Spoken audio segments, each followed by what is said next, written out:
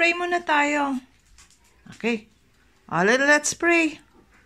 Ika na, let's pray na. Lord, i-bless niyo po, O God, Lord, ang aming pagkain. Napakabuti niyo po.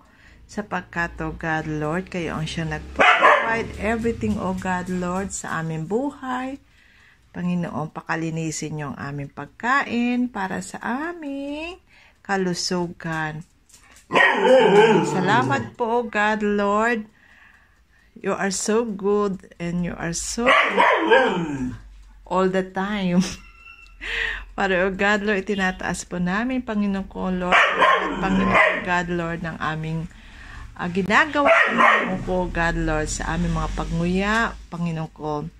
I-bless niyo po, Lord, ang maging Panginoon ko, God, Lord, ang lahat ng within, O God, Lord, sa aming mga body system, O God, Lord. Thank you so much, O God, Lord, that you bless, Panginoon ko, Lord. Thank you in the name of our Lord Jesus Christ. Amen. Amen. Ito na. Kakain na tayo. Kain na tayo.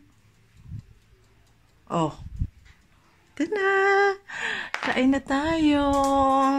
Yan, air fryer ang aking para less sa mantika. At pagka nagkakaedad na, talaga naman mga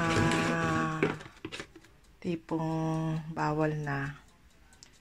Hindi naman actually bawal, pero medyo i-lessen na lang talaga. Yan. Thank you. Amen. Just na amen.